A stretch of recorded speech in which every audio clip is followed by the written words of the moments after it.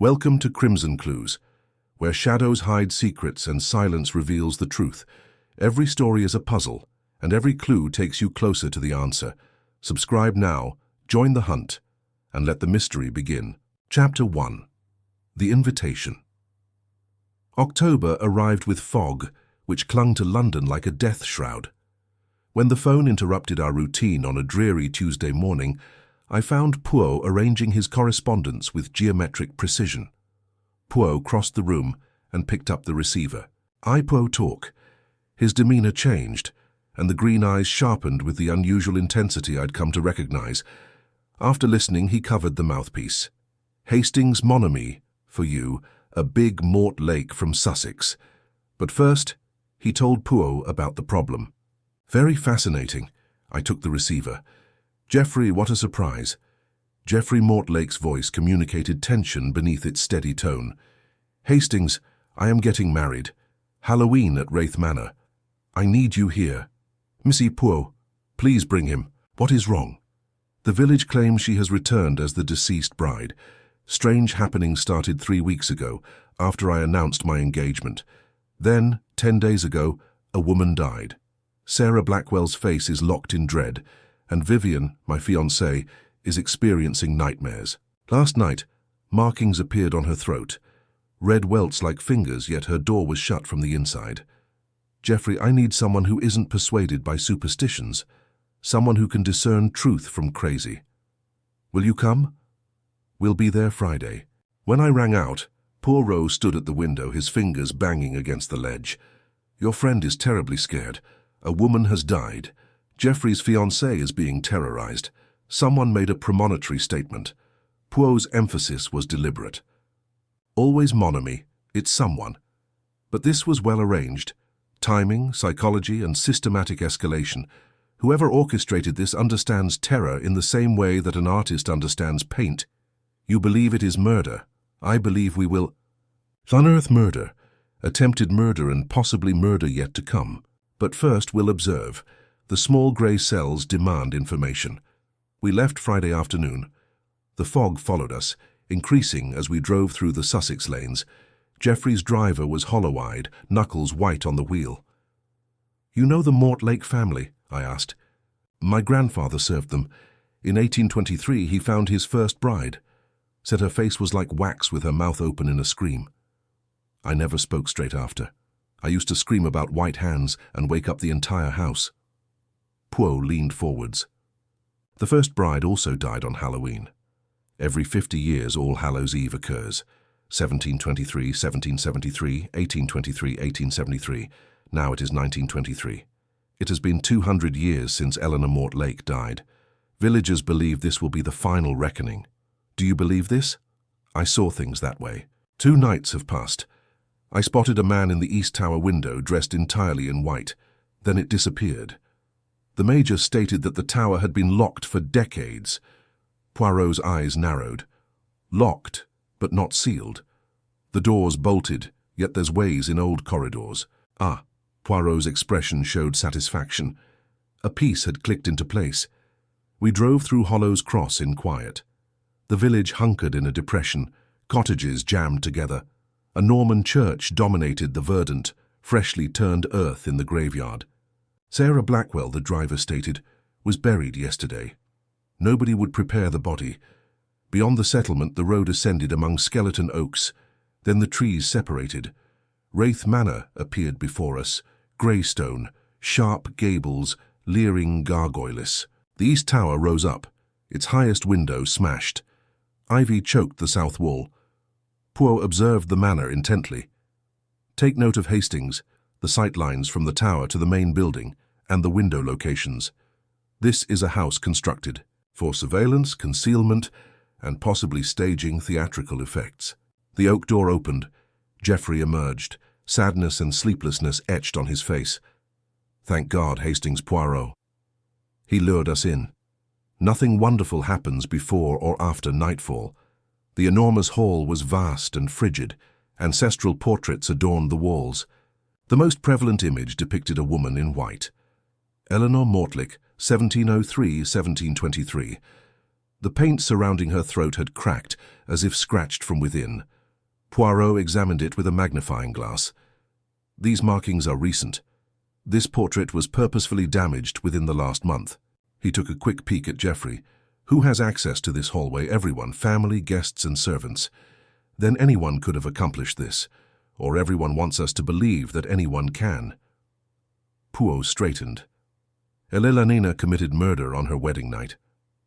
Her spouse was discovered the next morning, raging insane and covered in blood. Eleanor allegedly approached him, hands around his throat, and declared that she would not rest until every bride who visited this mansion died. They detained him in an asylum. He died screaming 3 days later, and the genuine murderer was never discovered. Never. How convenient for someone 200 years later who wants to conjure this legend. A scream ripped across the air. We rushed upstairs. The screams continued. Words appear below. Get away from me. Geoffrey burst through the door. The room was chaotic. A young woman backed against the wall, clutching at her throat, blood dripping from beneath her fingernails. The bride is here. Her hands are quite cold. Geoffrey grabbed her wrists. Vivienne, there is no one here. Poirot passed past me, systematically inspecting the space. He knelt at the window, touched the ledge, and raised his finger to his nose. His eyes narrowed. Then he examined the mirror from various angles. Hastings, take note of this mirror's position and how it reflects the doorway, window and candle, which is quite illuminating. Geoffrey had lifted Vivienne onto the bed. She fell unconscious. I smelled it, and it was terribly delicious, like rotten flowers combined with corruption. Poe's nostrils flared. You detect the odor? Yes. What is it? Exactly the question, but take note. It disappears fast, like if someone opened a bottle, closed it, or left via that servant's door with their props. Outside, fog pressed in. Church bells rang, dissonant and sorrowful. Poe stared at the window, gaze coldly focused. Mon ami, I don't think we arrived too soon. Someone has planned something really intricate and dangerous. Unless Poirot intervenes, tomorrow will bring another scream, and the victim will not wake up. The fog engulfed Wraith Manor whole, and something flared briefly in the East Tower's smashed window before disappearing into darkness. Chapter 2. The Legend. Vivienne regained consciousness an hour later, but the dread in her eyes never faded. She lay on the cushions like a broken doll, her throat covered in bandages. Geoffrey sat alongside her, and I'd never seen a man appear so helpless. Dr. Sebastian Marsh came as dusk fell over Wraith Manor. He was slender, with sunken cheeks and eyes that peered through rather than at you. His hands trembled as he examined Vivienne's injuries. Superficial, self-inflicted during panic. Hysteria. Geoffrey's voice crackled. Something was in the room. The doctor's jaws tightened. Major Mortlake. I've always lived in Hollow's Cross. I understand what the villagers are saying, but as a scientist, your work did not save Sarah Blackwell. The words fell like stones into the well. Marsh's face turned grey. Sarah Blackwell died from heart failure. Tragic, but very normal. Her face froze in a scream. You told me you'd never seen such dread on a corpse. Terror can halt the heart, but Marsh's hands didn't clench into fists. What would you want me to say? That Eleanor Mortlake emerges from her grave, and that this house is cursed beyond medical explanation. I would like you to tell me the truth. Poirot, who had been silent beside the window, turned precisely. The truth, Messieurs, is frequently less comforting than legend, but it has the benefit of being discoverable by reason. He approached Dr. Marsh with small, methodical steps. You examined Mademoiselle Blackwell's body. Nong tells me about the physical findings. Marsh shifted under that piercing gaze. The heart had stopped. There are no exterior injuries. There are no signs of struggle, but you mentioned her expression as terror. Rictus of intense fear, mouth open and eyes wide. Her hands were clenched. Fingernails had slashed her palms. And this happens naturally with heart failure. In some cases, the literature itself serves as documentation. Yes, but your experience, Monsieur le Doctor. Have you ever witnessed such a reaction to other cardiac fatalities in your years of practice? Marsh's silence was sufficient as an answer. Poirot's eyes glittered. You see, Hastings' legend is already beginning to crumble. A death was manufactured to appear supernatural. However, the body itself reveals a different narrative. Sarah Blackwell died at a particular point due to fear. But what caused the fear? Not a ghost. I believe something far more terrestrial. Geoffrey walked forward, his face grim. Then tell me what is terrifying Vivian.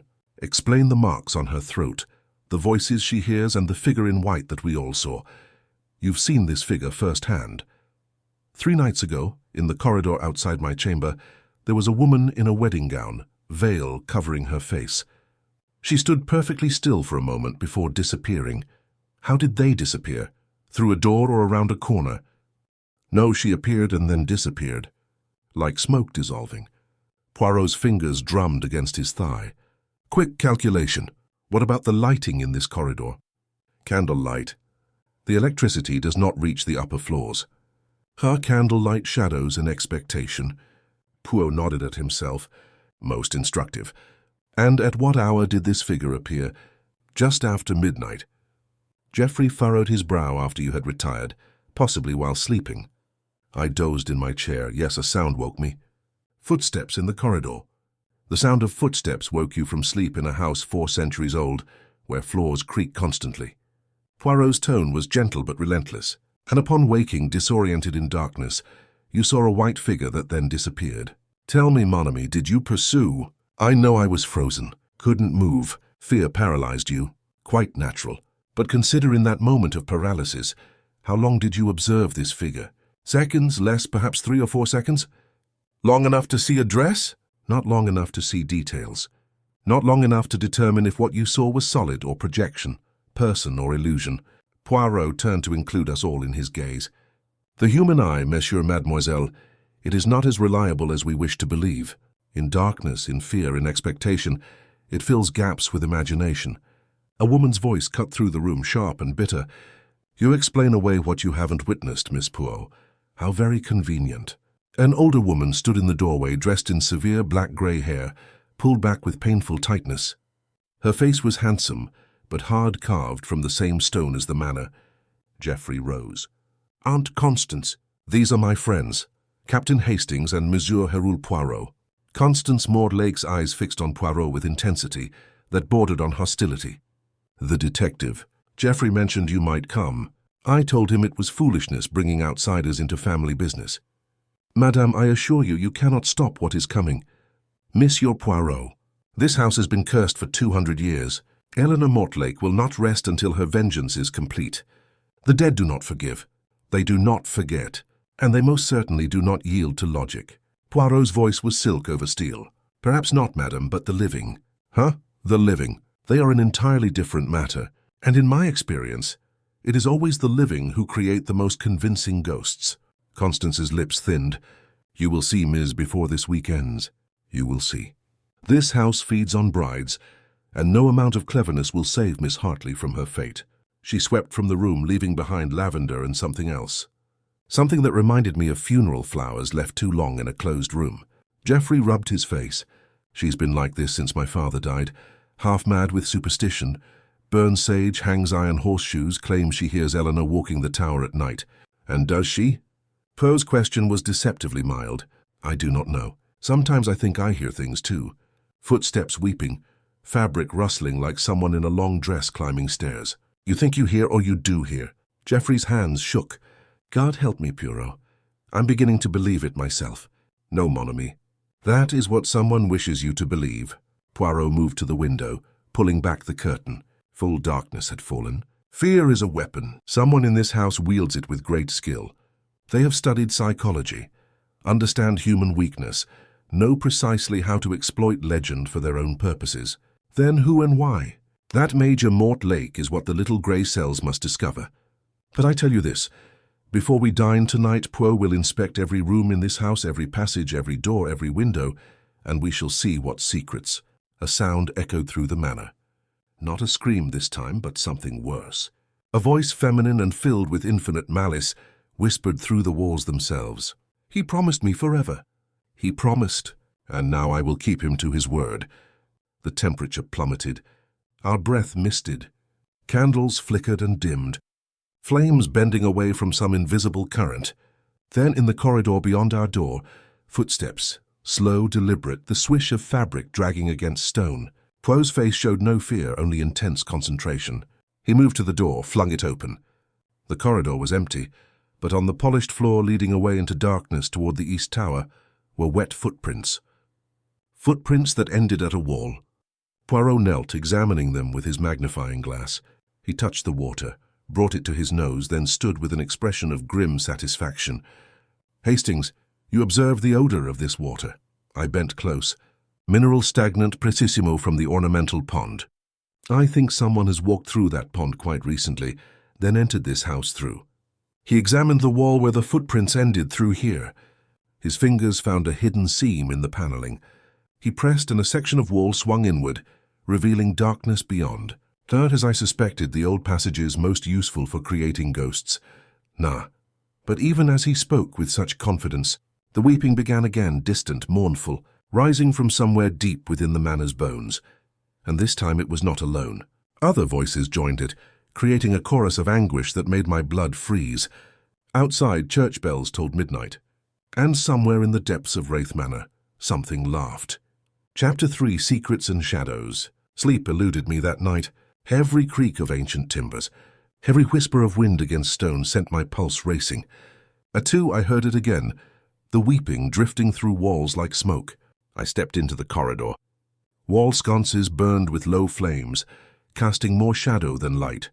Eleanor Mortleg's portrait loomed, and in the flickering light I would have sworn her lips curved into a smile.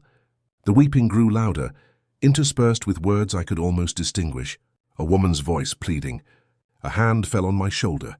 I spun, heart exploding, and found myself face to face with a young woman in a crimson dressing gown, dark hair loose about her shoulders. Her eyes held a wild, feverish gleam. "You hear her too? Who are you?" "Iris Wentworth, Vivian's friend from London." Her fingers dug into my arm. "She's calling to us.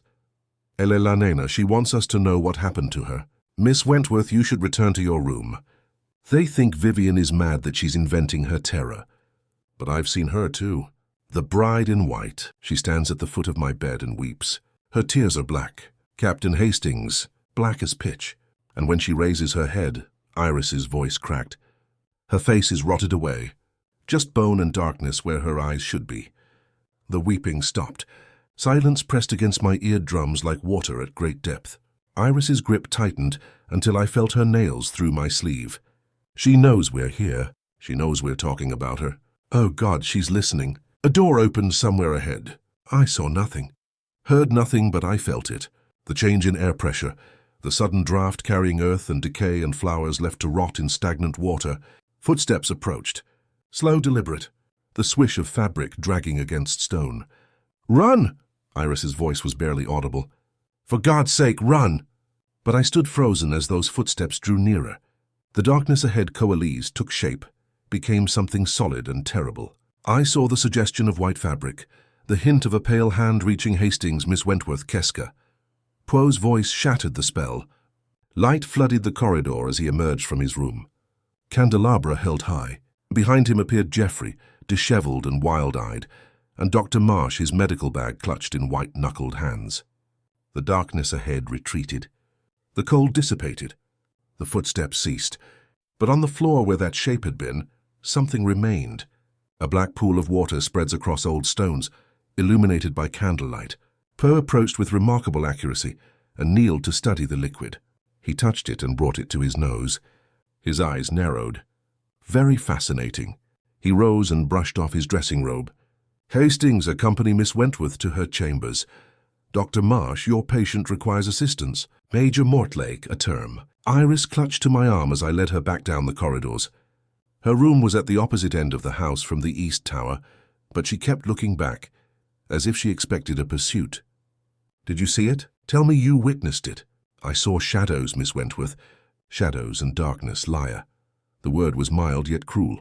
"You are all liars, pretending it's normal, pretending we are safe. But we aren't safe. Neither of us are.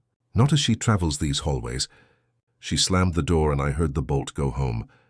When I returned, I discovered Poirot and Geoffrey in the library, with a fire burning despite the hour. Geoffrey grabbed Brandy like it was a lifeline. She wants us to leave. Iris urged me this afternoon to call off the wedding and take Vivian away from this place. She claimed to have had dreams about Vivian's death. I saw her hanging from the East Tower, still in her bridal attire, her neck shattered like Eleanor's. Poirot sat in a leather chair, his fingers tucked beneath his chin. A stance that I knew indicated heavy mental activity. And what did you say to her? I couldn't leave. My father's will states that I must marry before my birthday or lose everything. The land and manor belong to a distant cousin I've never met. My father was harsh, and this clause was his masterpiece of malice. Marry before the age of 33 or risk losing your inheritance. And Mademoiselle Hartley is aware of this problem. Yes, she insisted on moving forward despite everything. She said she would not let superstition ruin our pleasure. His laugh was harsh, but that came before the attacks began. She's afraid, but she refuses to leave. Won't abandon me in poverty. Poirot's eyes gleamed. Tell me about Miss Wentworth. How long have she known Mademoiselle Hartley? Years. They were in the same theatrical circles in London. Iris paints stage sets. She adores Vivian almost compulsively. Geoffrey furrowed his brow. She was very opposed to our engagement. I tried to convince Vivian that I was marrying her out of duty, not love. And Dr. Marsh, he too was opposed. Geoffrey's face clouded. When I first met Vivian, Sebastian was courting her. I paid her great attention, but Vivian picked me. He took it terribly, stopped phoning and began researching the manor's history. He has written books about Eleanor's death, conducted interviews with descendants and developed medical theories. It has become an obsession. Isn't it convenient that the local physician is also an expert on the curse that threatens your bride? What are your suggestions? I have no suggestions. I simply observe. Poirot rose and moved toward the window. Dawn was breaking, gloomy and cold, but I can tell you this. The footprints we saw tonight were formed with water from the ornamental pond. I could smell the specific mineral presence. The wailing we heard came from the passageway rather than the East Tower, as did the voice who spoke. He turned, his expression grim. That voice came from behind a wall panel, near Miss Wentworth's chamber, where someone might stand and efficiently project sound through the hollow walls. You are claiming that everything is a trick. Someone purposely terrorizes Vivian. I would describe what we saw tonight as theatre, albeit skilled theatre. Poirot's look was bleak. The issue remains. Who is the playwright and what final act do they have planned? A scream ripped through the house. We dashed through the upstairs halls, following that dreadful sound to Vivian's room. We discovered her at the window, pointing with a shaky hand. The tower. Look at the tower. I followed her move and felt my blood become cold. A figure in white stood in the topmost window of the East Tower, lighted by grey dawn light. A woman in a bridal dress, veil covering her face, hands pressed against the glass. As we stared, she raised one hand to beckon. Then she slipped back into the darkness and disappeared. Geoffrey and Poirot dashed to the East Tower, throwing open the door that had been locked for decades. I followed, breathing in breaths. The stairs were empty. The upper compartment was locked and undamaged. But there were fresh tracks on the dusty floor, in a chamber that no one had entered in years. Footprints leading to the window where the bride once stood. Footprints that appeared to have vanished into thin air. Poirot knelt and examined them with his magnifying glass. He measured their step, examined the depth of impression, and touched the dust around them. When he straightened, his face was lined with concentration. Hastings, take note of these footprints. They are created from a woman's shoe, possibly in a size 5 or 6. However, the depth of impact is variable. Here deep, here is shallow, as if the person walked. Then he hesitated and was hoisted or climbed. He peered up at the ceiling, then at the walls, his gaze drawn to something in the corner. A rope barely visible in the darkness, dangling from a hole in the ceiling that led to the roof. A genius. The figure emerges at the window, takes a step back, climbs the rope to the roof, escapes by corridors we have yet to find, and leaves behind tracks that appear to vanish, giving the impression of supernatural departure.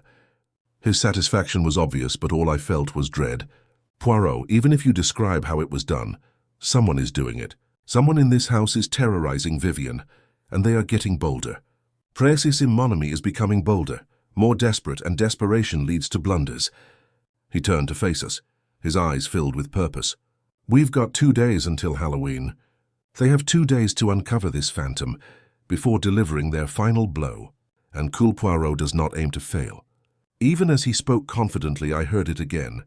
Distant, sorrowful, and impossible to locate. The sound of a woman weeping as if her heart was breaking. Chapter 4. The Gypsy's Warning. Breakfast that morning resembled a funeral service. We slid food around our plates, speaking quietly, if at all. Faven didn't come down. Dr. Marsh had drugged her, and she slept in her confined chamber with Iris standing guard. Constance Mortlake sat at the head of the table, her face chiseled in stone, her gaze focused beyond the windows. "You reopened the East Tower after all these years. You breached the seal." Geoffrey's cup banged against the saucer. "The door was unlocked, Aunt." "The lock was smashed from inside." "Impossible. I checked it myself 3 days ago." "The lock was sound." Her attention shifted to Poirot. "Miss Poirot, your presence here has reawakened something. Eleanor understands you've come to interfere. She's angry right now. Madam, I promise you that assurances mean nothing to the deceased." She stood up, her chair grinding like fingernails on bone. "I'm heading to the village to visit Madame Zara. She reads the cards and sees things mortal eyes cannot. Perhaps she may explain how to assuage Eleanor's wrath." "The gypsy woman." Jeff's face reddened. "Aunt Constance, those charlatans feed on dread. Madame Zara knew Sarah Blackwell would die. I warned her 3 days earlier." Sarah laughed at the prediction. She isn't laughing now. The words hung like toxic gas. Constance swept out the room. Poe dabbed his mustache. "Movements are exact despite the strain. I believe we should also visit Madame Zara. The gypsies see much that others do not, and terror is the most efficient way to loosen tongues." The gypsy campsite was near the village's outskirts, where Hollow's Cross gave way to untamed heath territory. Colourful caravans formed a loose circle around a central fire pit. Children played between carts, and their laughter faded as we neared. Dark eyes looked with distrust and hate. A woman emerged from the biggest caravan.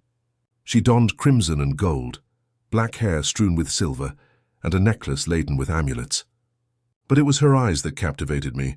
Black as coal, he was brimming with intelligence based on intense observation, rather than miraculous vision. "Monsieur Poirot," her voice was smoky and sweet. "I've been anticipating you." The card said that a man with superb mustaches would arrive seeking explanations. Poirot's chest swelled regardless of the circumstances. "Madame Zara, I suppose." "I have an advantage over everyone, Mercure. I see things that others cannot or will not." She motioned toward her caravan.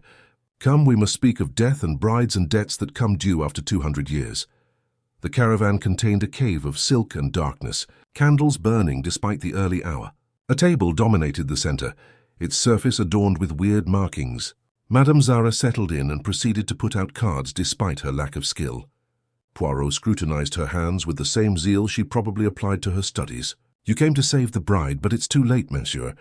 The wheels of fate were already in action long before you arrived." "Madame, fate is only a term we use to excuse our failure to observe." Poirot leaned forwards. "Tell me what you know about Mademoiselle Hartley." The gypsy's hands remained immobile. "She came to me a week ago scared. Someone said they were observing her from the woods and following her on walks.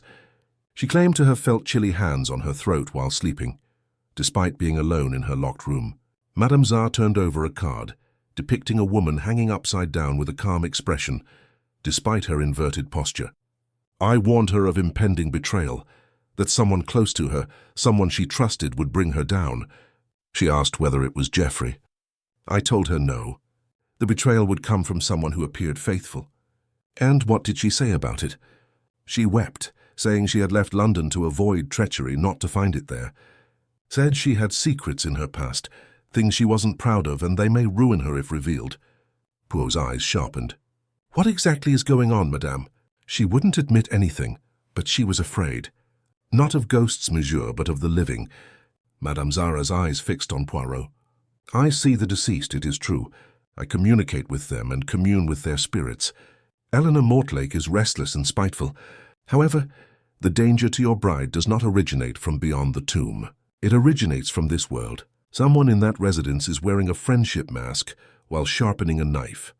She turned over another card. "The tower was struck by lightning. Figures fall from its heights. There will be another death before All Hallows' Eve." Someone will fall just as Eleanor did, and when they do, the truth will be revealed, but not in time to save the innocent. Who will die, madame? Madame Zara's expression was solemn.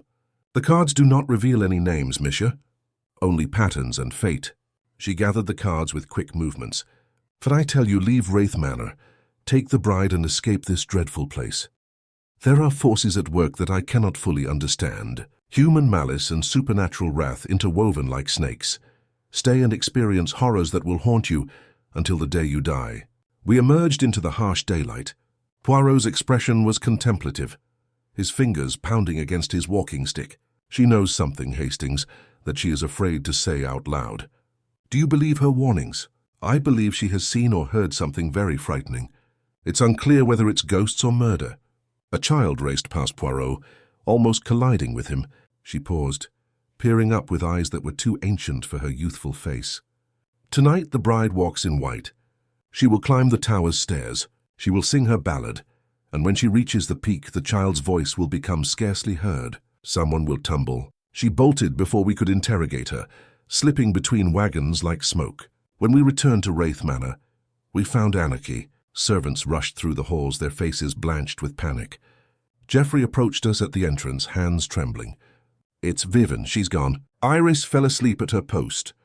When she awoke, Vivian's room was deserted. We have searched everywhere. A scream from the grounds cut him short.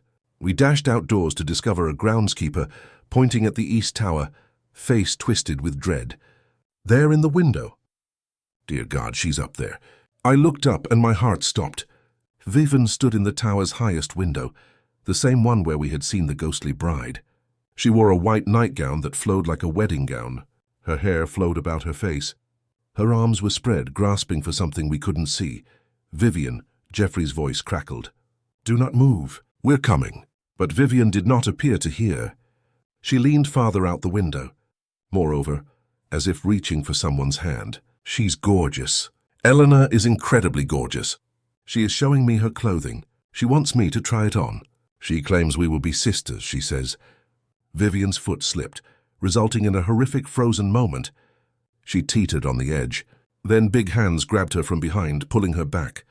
Dr. Marsh came in the window, arms wrapped around Vivian's waist and bringing her to safety. We discovered them in the tower chamber minutes later. Vivian lay unconscious on the dirt floor. Dr. Marsh knelt beside her, face ashen, hands quivering as he checked her pulse. I overheard her voice, heard her calling out. I came up here and found her leaning out the window, grabbing for nothing. In another minute she would have fallen. Poirot stepped past them, carefully inspecting the place. His gaze fell on something in the corner, an antique and rotting trunk with its lid hanging open. Inside lay a wedding dress, white silk turned grey with age. Lace was yellowed and ripped, and beside it a veil, the identical veil we'd seen the phantom bride wearing. But the clothing was soaked. Fresh water dripped from its folds, settling on the floor. I understood with horror that it was the same water we had seen in the passageways the night before. Poirot's expression was stern as he turned to face us. This is exceptionally clever, most devilishly brilliant indeed. But before he could elaborate, Vivian's eyelids sprung wide. She stared at something behind us, her face contorted with dread. She's here. Eleanor is here, and she is no longer alone. A man dressed in white stood in the doorway, apparent to everyone. This time, there was no mistake between light and shadow manipulations. We could all see her, the bride with her rotten face, black weeping eyes, and broken clawed fingers reaching out to us. And when she spoke, her voice was the sound of earth dropping on a coffin lid. Mine, the bride is mine.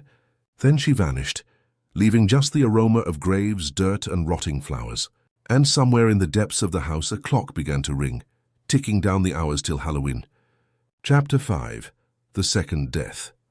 That afternoon, Poirot secluded himself in the library with the damp wedding dress and refused to see anyone. I roamed the corridors like a caged animal, unable to get the sight of that decaying visage out of my head. We'd all seen her. How could Poirot explain that using his precious logic? I found Geoffrey in the drawing room, staring at a fire that provided no warmth. In just a few hours he appeared to have aged 10 years. I've decided to call off the wedding. I will lose everything, but poverty is preferable to Vivian's death on my conscience. What does she say? She will not hear of it. Vows she won't let superstition win. She says she loves me and will deal with whatever happens. His voice cracked. God help me, Hastings. I believe she is more scared of abandoning me than of dying. Before I could react, a servant rushed in, face as white as chalk. Major Mortlegg, sir. There has been a dreadful disaster in the woods. You must arrive at once. We sprinted through the gardens, past the decorative pond and into the untamed woods that surrounded the house. A group of servants and villagers had gathered beside the old well, their looks bleak. They separated as we approached. Madame Zara lay on the ground in an unnatural position, neck bowed at an impossible angle, eyes open and looking. My gorge rose, but it wasn't due to the broken neck.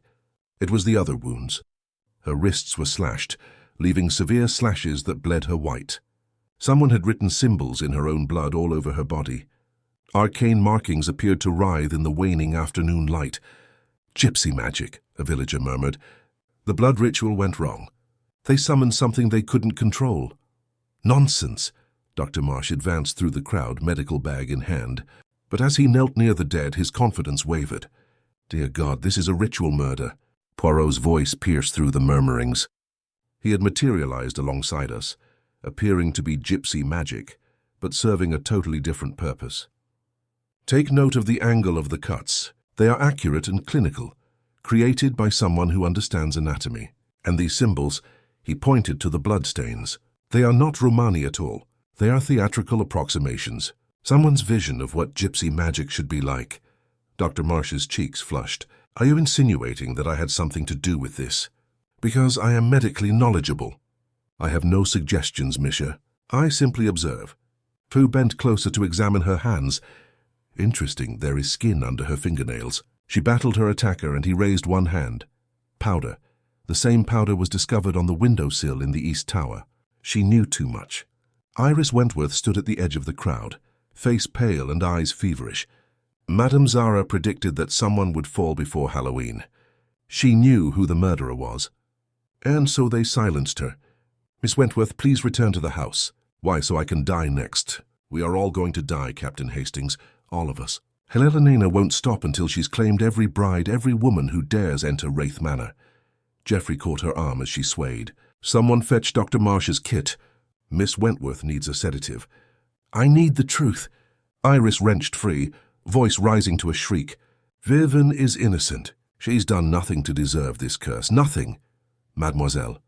Poirot's voice was gentle but firm. What do you know of Mademoiselle Hartley's past in London?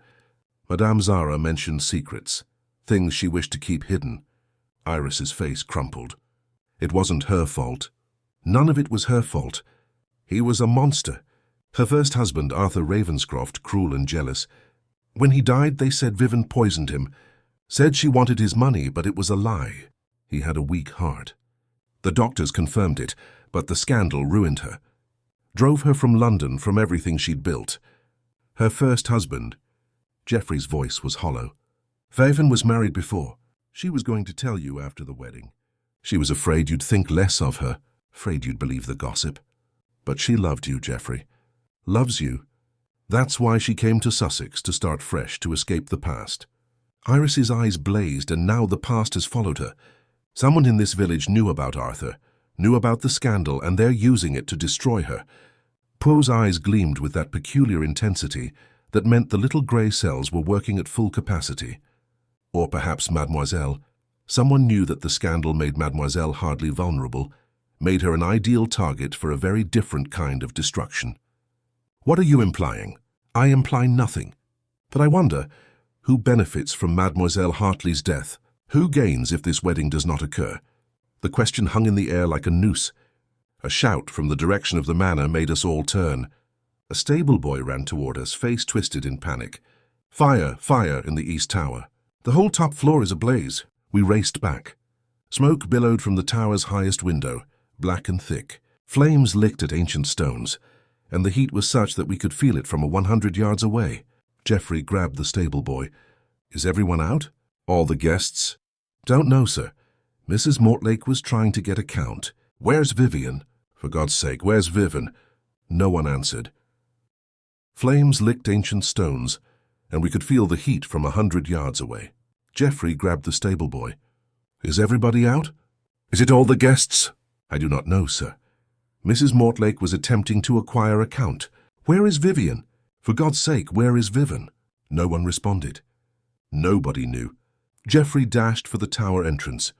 Poe and I followed, choked on smoke, our eyes weeping. The stairs were an inferno, with flames destroying ancient wood at scary speeds. We climbed through hell itself, heeding Geoffrey's urgent plea. We found her on the uppermost landing, prostrate against the door, her nightgown singed and her face blackened with soot. She was not breathing.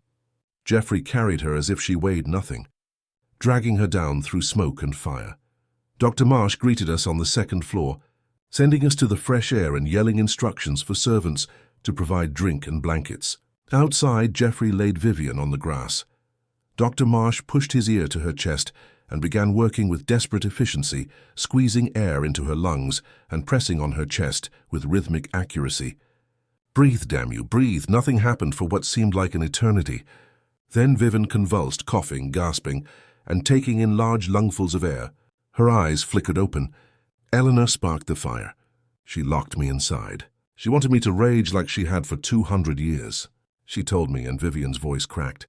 She informed me that I had to pay for someone else's transgressions, that I was the price of previous debts, and that my blood would finally clear the slate. Poe knelt beside her, his countenance devoid of the gratification of deduction and filled with dreadful purpose. "Mademoiselle, who imprisoned you in the tower? What did you see?" White hands, frigid hands, and a voice saying that it was almost time, that Halloween would bring the ultimate judgment. Her eyes rolled backward. "A ballad, she sang me a ballad. She was promised forever, and she will have it. How every bride must repay the loan. How blood has called to blood over the centuries." She passed out. Dr. Marsh carried her inside the house. I stood with Poe and Geoffrey, watching as flames consumed the East Tower.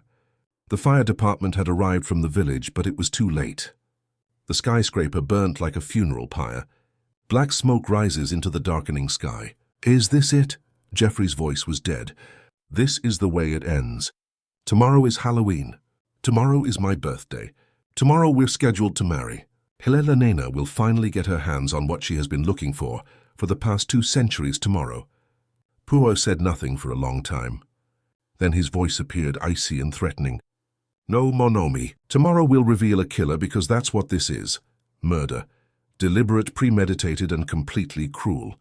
He turned, emerald eyes burning. "Someone in this house has planned every minute of terror.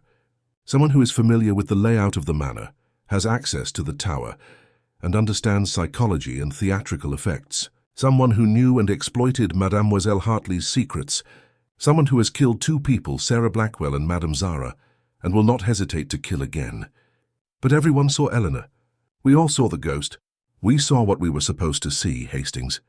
What we were trained to see through fear, suggestion, and meticulously planned show. But I tell you this," his voice fell to a whisper, "I understand how it was done. I know exactly who did it.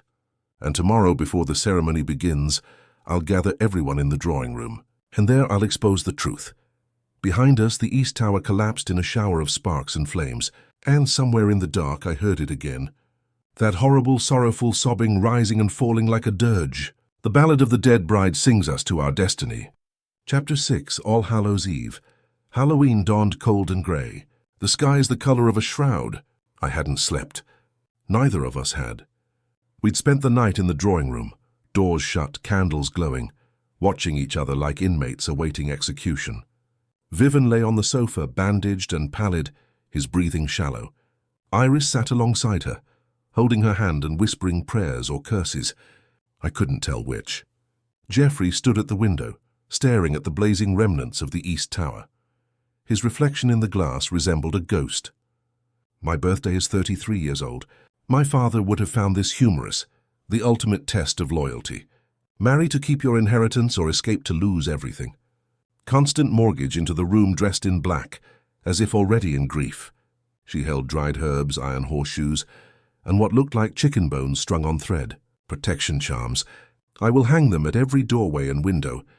Elena will make her final attempt tonight, when the veil between worlds thins. Aunt Constance, please. You believe I'm mad. All of you do, but I have lived in this house longer than any of you. I've heard her weeping through the walls. I've seen her shadow climb the tower stairs. Constance fastened her gaze on Vivian with anything resembling pity or hunger. The debt must be repaid. It has been coming due for 200 years. Poirot entered, spotless despite the long night, with his moustache groomed to perfection. He clutched a sheath of papers and had an expression I recognized, that of a hunter who has finally captured his prey. Mesdames et messieurs, I must request that you all assemble in this room at precisely 6 p.m. this evening. Everyone present in this residence, including the servants and guests. Why? Dr. Marsh arrived in the doorway, medical bag in hand, expression somber.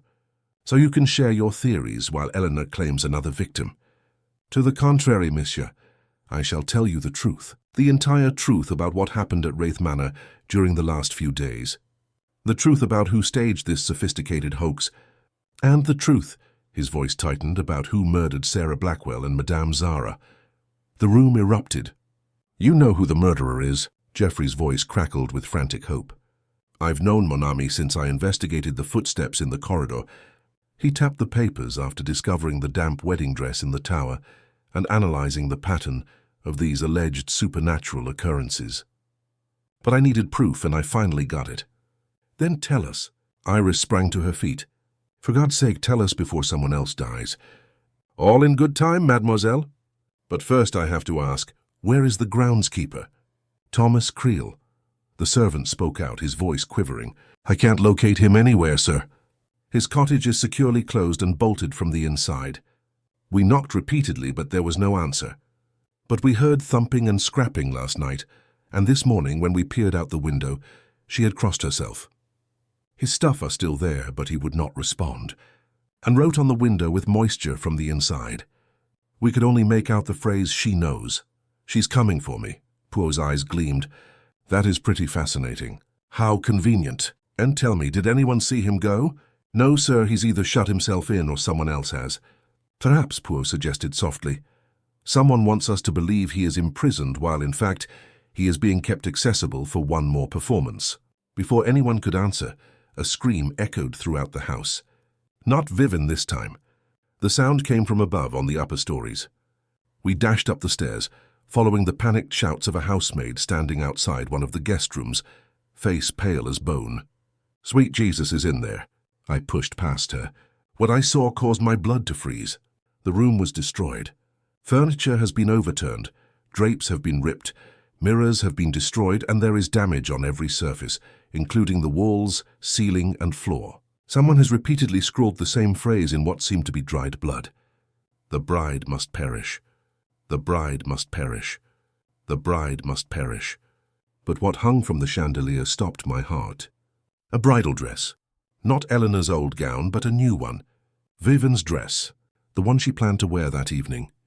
It had been shredded into ribbons, soaked with scarlet liquid that had spilled onto the floor and twisted into the shape of a hanging body. A lovely handwritten message was pinned to the chest. At midnight, the debt becomes due. Vivian fell, folding in on herself like a puppet with cut strings. Iris seized her and lowered her to the floor, her face a mask of wrath and terror. This is the end. Geoffrey, remove her from this horrible location. Take her to London, Scotland, and the ends of the planet. But get her away before she is slain. I cannot. If I don't marry by midnight, I'll lose everything. Vivian will have married a pauper. Better a living pauper than a deceased ace. It is not the money. Vivian's voice was hardly audible. She regained consciousness, but her eyes remained unfocused. It is about not allowing them to win. Whoever is doing this wants me to run. Do you want me to abandon Jeff? Well, I will not. I will not let fear control my life again. I rushed away from London. I fled from scandal. I won't run anymore. Her courage was both wonderful and terrifying to witness. Dr. Marsh knelt beside her and checked her pulse with shaky hands.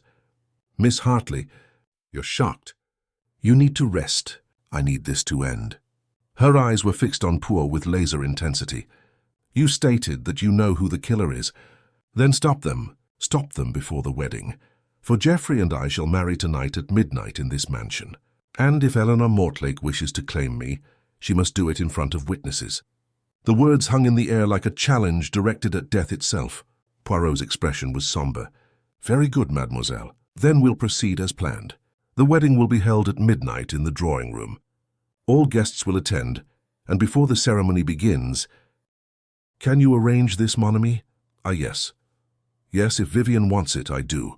Vivian struggled to her feet, assisted by Iris. "I want to marry the man I adore. I want to own my pleasure, and I want to see the face of the monster who has tormented me disclosed to all." Then it settled. Poirot drew himself to full height. "Tonight at 11 p.m., we will congregate. I'll explain everything. Footprints, voices, apparitions, and killings. I will show you how everything was accomplished, and I will reveal who is hiding behind the mystique of Eleanor Mortlake while directing a campaign of fear and killing. And if Eleanor appears, Constance's voice is venomous. If the deceased bride returns to collect what is hers, madam, we'll finally find out whether ghosts can be jailed for murder." The day moved very slowly toward the darkness. Servants prepped the drawing room for the ceremony. They hung garlands and lighted candles with gloomy expressions on their faces and quivering hands. The village priest arrived at 4 pallid and sweaty, clutching his Bible as a shield. At 5 I discovered Poirot in the library, surrounded by documents and with a concentrated expression on his face. "Poirot, are you sure you know who the killer is?" "Sir, mon ami, I've known since this morning that the final piece has fallen into place. So why wait? Why endanger Vivian's life with this dramatic revelation?" His eyes met mine, and I noticed something in them that chilled me. Because Hastings, the murderer, is desperate and cornered. And a cornered animal is particularly lethal. If I accuse them directly, they will attack again. Strike quickly, strike fatally. But if I arrange this gathering and offer to reveal everything at a certain moment, they will wait. They'll want to hear what I know. His smile was icy as he waited, curious. This is when they will betray themselves. "You are using Vivian as bait. I'm leveraging the murderer's psyche against them. They are unable to resist the drama. You see, they have staged everything. The ghost, the curse, and the dread are presented as a magnificent show. They will be unable to resist attending the last performance. And if you're incorrect, mon ami, we will all die wondering." The clock struck 6. Outside, darkness descended like a hammer strike. In the distance, church bells began to ring. The bells of Hallows Cross rang throughout Hallows Eve. The night of the dead has begun. And somewhere in Wraith Manor, a murderer sharpened their knife for one more horrific attack. Chapter 7. The Gathering Storm. The clock struck 11, and we entered the drawing room in silence. Candles blazed in each sconce, leaving writhing shadows on the walls. Outside, the wind howled through the manor's bones, and thunder rumbled in the distance, signaling an incoming storm from the sea. Vivian sat near Geoffrey, clothed in a modest grey bandage throat that showed above the collar. Her hands shook, but her eyes were filled with rebellious courage. Iris stood behind her like a watchful angel, one hand resting protectively on Vivian's shoulder. Dr. Marsh sat in the chair nearest the fire, a medical bag at his feet, and an enigmatic expression on his face. Constance Mortlake stood apart, back stiff, hands grasping herbs and iron charms. The servants lined the walls, pale faces and eyes, darting to shadows as if waiting for something to appear. The priest sat in the corner, Bible open in his lap, mouth moving in silent prayer. Poirot stood before the fireplace, hands clasped behind his back and splendid moustaches sparkling. For a long time he said nothing, but studied each face with his penetrating green eyes. When he finally spoke, his voice sliced through the tension like a razor. "Mesdames et Messieurs, we have convened on All Hallows Eve in a house that has been the scene of fear, mystery, and death. For the past week, you have been subjected to psychological warfare, a systematic assault on your reason, courage, and sanity. You've been taught to believe that a vengeful spirit roams these halls. Eleanor Mortlake has returned to claim another wife, and magical powers have been unleashed." He waited to allow his words sink in. "I'll tell you right now that every apparition, ghostly appearance, and supernatural occurrence was created by humans. There's no ghost. There never was. Only a murderer with remarkable ingenuity would use the tale of Eleanor Mortlake to conceal their murders." Constance's voice boomed forth, piercing and cruel. "You're a fool, you arrogant fool. We've all seen her. The bride in white with her rotten face and broken fingers. How can you explain that using your cherished logic?" "I'll show you, madame. But first, Let me to establish the facts. Poirot began pacing, her movements precise and controlled. Fact 1. Sarah Blackwell died of apparent heart failure 3 days before we arrived. Her face froze in dread. The village thought Eleanor Mortlake had claimed Sarah Blackwell, although she was not a bride. Why would Eleanor target her? He left the question hanging. Madame Wiesel Hartley has faced more aggressive attacks. Marks on her throat, whispers in the darkness, almost fatal episodes in the East Tower. Each attack was meticulously planned to appear otherworldly. However, each leaves behind physical evidence that points to careful planning rather than ghosts. Fact 3. Madame Zara was slain in a manner calculated to appear like gypsy ritual. However, the patterns written in her blood were theatrical approximations rather than actual Romani markings, and she had skin beneath her fingernails. She fought her attacker. A ghost would not leave such proof. Fact 4. The damp wedding dress was found in the tower trunk. Eleanor Mortlake's clothing, purportedly worn 200 years ago, is still intact and streaming with fresh water. He stopped for effect. No, that is impossible. A clothing so ancient would have withered into dust. So, what did we actually find? A duplicate of a theatrical costume, meticulously aged with chemicals, soaked in pond water, then hidden in that trunk for me to find. Tom Creel's work. He possesses manual dexterity, knowledge of hidden areas, and access to the tower via routes known only to the groundskeeper's family. Poirot's eyes swept the room. The footprints that appeared and vanished, the voice whispering, warnings through hollow walls, and the apparitions seen in mirrors and projections all required human intervention. Someone who knows how the manor is laid out, has access to hidden tunnels and understands theatrical effects. Thomas demonstrated technical skill. Dr. Marsh supplied medical camouflage. Someone else provided the steely determination to carry it through to murder. The candles died. Every flame was extinguished at the same time, leaving the room completely black. The wind outside shrieked, rattling the windows in their frames. The temperature plunged so swiftly that frost developed on the inside of glass. And then we heard it, the voice. This time there was no whisper, only a scream of wrath and sorrow that seemed to emanate from anywhere. Mine, the bride, is mine. Something moved in the darkness. I heard the rustle of fabric, the creak of floorboards. Vivian yelled. Geoffrey shouted her name. Bodies met in the blackness. When someone finally managed to light a candle, the situation was chaotic. Vivian lay on the floor, unconscious, with a crimson mark on her throat. Iris knelt alongside her and sobbed. Dr. Marsh checked her pulse with trembling hands. The bride, Eleanor Mortlake, was standing in the center of the room, visible to everyone. Her bridal gown was grey with age and rust. Her veil draped in shreds around a face made mostly of bone, with skin hanging from the skull beneath. Her eyes were empty sockets and black tears covered her gown. Her hands extended toward us, fingers stretched at unnatural angles, broken and clawing. When she spoke, her voice echoed through the crypt. I have waited 200 years. I've spent 200 years watching brides dance where I should have. No more. This one's mine. Her blood will repay the debt. Her death will finally release me. She approached Vivian with horrible purpose. Geoffrey pushed himself between them, but the ghost moved through him like fog. He collapsed, breathing, face grey, ice crystals growing in his hair. The bride reached down to Vivian's throat. No, Poirot's voice cracked like a whip. You will stop this performance immediately, or I will reveal not only your identity but also the motivation for these murders. The bride froze and fixed those empty sockets on Poirot. You can't stop me, tiny man. I am death. I embody vengeance. Poirot moved faster than I'd ever seen him move.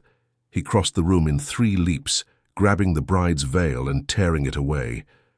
For a terrifyingly frozen moment, I saw the rotten skull beneath, the empty sockets and the evil that lay beyond the mask. Then Poirot's hands discovered something else, a wire, a frame. He tugged and the entire head fell away, showing a projection, light and mirrors, and a meticulously created illusion. And behind the machinery, managing it with great accuracy, stood Thomas Creel, the groundskeeper, who had been imprisoned inside his cottage. His face twisted with horror and desperation. his hands trembling on the controls. He had emerged from a servant's passage in the wall behind the curtains, which led to the space beneath the intricate paneling in the drawing room.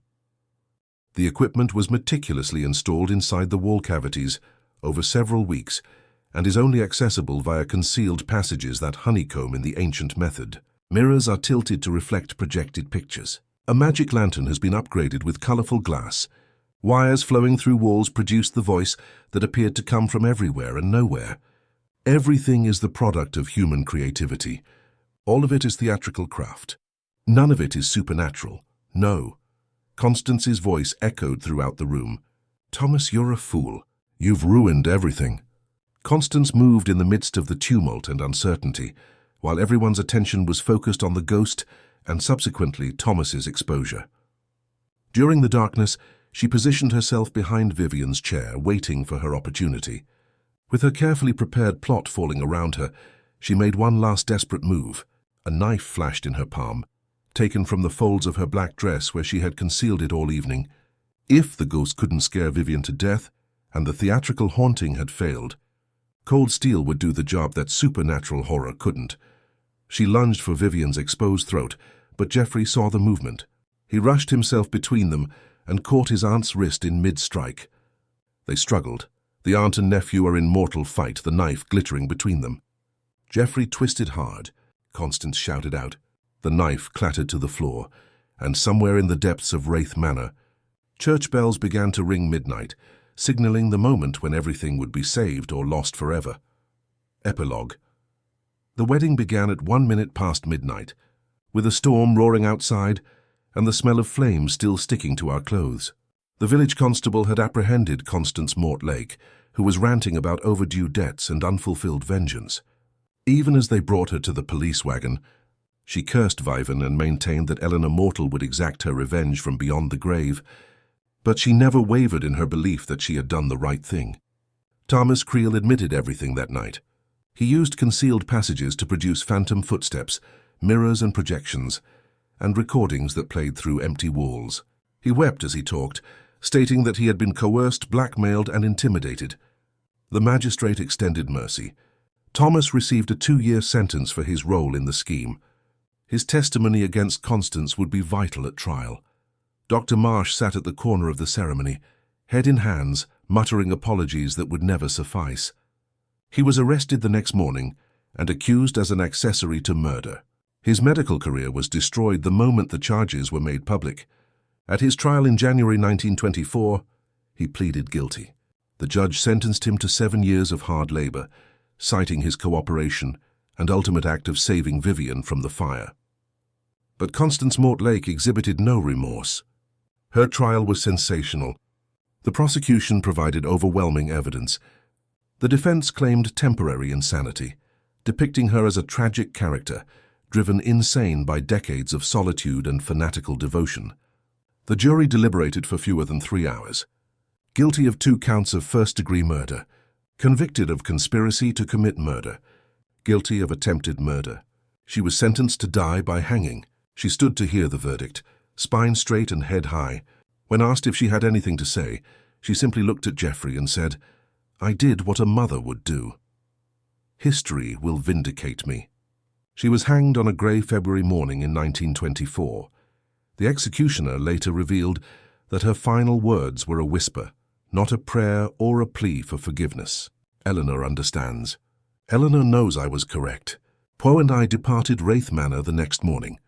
As our car drove away, I looked back at the ruined ice tower, its blackened stone stark against the grey November sky. You discussed the ghost, Poirot, the apparatus, the conspiracy, and the murders. But those wedding bells, the ones we heard from the destroyed tower, how do you account for those? Poirot was silent for a long moment, fingers steepled beneath his chin. The bells of Hollows Cross Church mourned me. They were tolling midnight. The wind carried the sound across the valley. An acoustic phenomenon, nothing more. The church bells don't ring at midnight. I asked the sexton this morning. He said they haven't rung at night in 50 years. Not since the bell ringer fell to his death from the tower. On Halloween, Poirot waved his hand dismissively. Then it was the wind through the ruined tower itself. The structure, with its destroyed chambers and hollow spaces, created harmonic resonance. Air moving through broken stone at specific velocities can produce tones remarkably similar to bells. It is science, mon ami, not sorcery. And the cold, the temperature dropping so fast that frost formed on the windows, the storm breaking, cold air rushing through the broken window glass. Basic meteorology. His certainty was absolute, unshakable. But I had been there.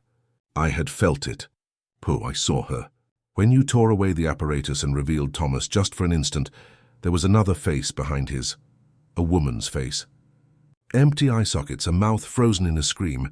You saw what Constance Mortlake had conditioned you to see. His voice was patient, almost gentle. For days you were subjected to carefully orchestrated psychological warfare. Your mind was primed to perceive the supernatural. When confronted with chaos, darkness, and fear, the brain fills in gaps with expectation. He spoke with such conviction, such absolute certainty. But I noticed his fingers, usually so steady, trembled slightly as he reached for his coffee cup. And when he thought I wasn't looking, his eyes drifted to the window toward the mist-shrouded countryside we were leaving behind. You don't believe that? Not completely. His spine stiffened. I believe in reason, mon ami, in the little grey cells. What you saw, what you think you saw, was the product of an exhausted mind under extreme stress. Nothing more. Then why won't you look at me when you say it? For a long moment he said nothing. Then so quietly I almost didn't hear, because sometimes, Hastings, the little grey cells, they do not have all the answers. And that is something Poirot does not care to admit. He turned back to his newspaper. The conversation clearly ended, but his hands still trembled, and for the rest of that journey he did not once glance back toward Wraith Manor. We drove in silence through Hollow's Cross. The village seemed to exhale as we passed, as though relieved to see us go. At the edge of town I saw a figure standing by the road, a woman in dark clothes watching our motor car with knowing eyes. Madame Zara's daughter, I realized, or granddaughter. Someone who had inherited her sight, her knowledge, her understanding of things that exist in the spaces between reason and faith. She raised one hand as we passed. Not a wave, a warning. Behind us, Wraith Manor disappeared into the mist. Geoffrey and Vivian would live there, would fill its halls with light and laughter, and eventually children. They would tell themselves that the terror was over, that human evil had been vanquished, that the curse was nothing but superstition exploited by a murderous woman, and perhaps they would be right. But sometimes on Halloween nights, when the fog rolls thick across the downs, the villagers of Hollow's Cross still report seeing a figure in white in the ruins of the East Tower, still hear weeping that rises and falls like a dirge, still whisper about Eleanor Mortlake, the bride who died on her wedding night 200 years ago. Still sing the old ballad, Eleanor Mortlake, bride in white, died alone on her wedding night. Promised forever, forever she'll stay, taking the brides on All Hallows Day. Poe would say it's suggestion folklore. The human mind's need to find pattern and meaning in tragedy. But I was there. I saw what I saw. And I know deep in my bones that some debts transcend death. Some promises outlast the grave, and some brides walk halls that no longer exist, climbing stairs that burn to ash, waiting for a vengeance that will never ever be satisfied. The little grey cells can explain many things, but they cannot explain everything. And that perhaps is the greatest mystery of all.